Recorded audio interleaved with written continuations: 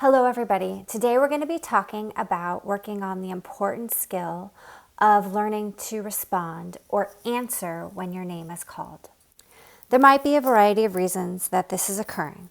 So today we'll talk about some tips and tricks to help teach your student and some reasons why they might not always respond when you're calling their name. So what does this behavior look like that we're talking about today? Well, when you call your child's name, you want them to either pause what they're doing or look up at you or towards you. You want there to be some recognition that they hear you and that they're ready to start listening to you and following any directions that you might be presenting to them. So we'll look at this short video to see what this behavior might look like when a child is playing. Johnny. So you can see in that video, the child stopped what they were doing and took the time to look around. So why is this an important skill? Well, when we say our child's name, it's a cue for them to stop what they're doing and pay attention to the words or activities that are going to come next. It's really an important tool for us to use when we are starting to teach our children. But that being said, be careful about how you're using your child's name. Are you always using your child's name before you're about to give them directions, when they're in the middle of a fun activity, such as that child when they're playing with something, or when you're going to tell them to stop doing something or tell them no?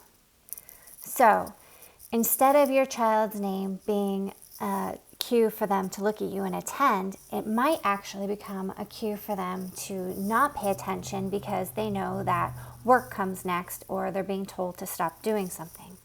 So we'll watch this short video of an example of when a child's name is being called and they know that they're going to be told to stop doing something. John, don't do that, John. So what can we do to reverse what has already occurred? Well, use your child's name sparingly when you are telling them to stop doing something, and also create a program in which you're pairing their name with really fun activities that come next. So something that you might do is say your child's name and then give them some tickles or another fun activity that they really like to do. Watch this video about how to work on getting your child to respond or listen when their names are called.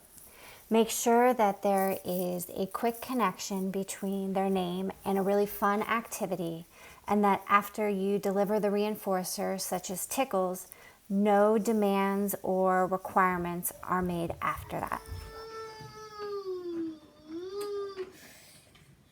Johnny. Good job looking at Mama.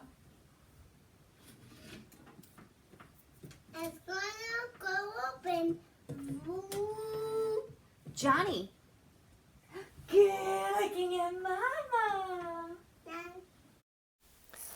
One thing that might also complicate the ability to respond to names is if your child has a nickname or frequent terms of endearment that you give your child.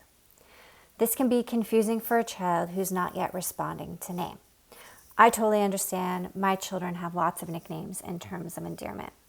However, if you want to work on responding to name while you're working on this skill, stick to a consistent name that you call your child and have this be the repeated name that you use.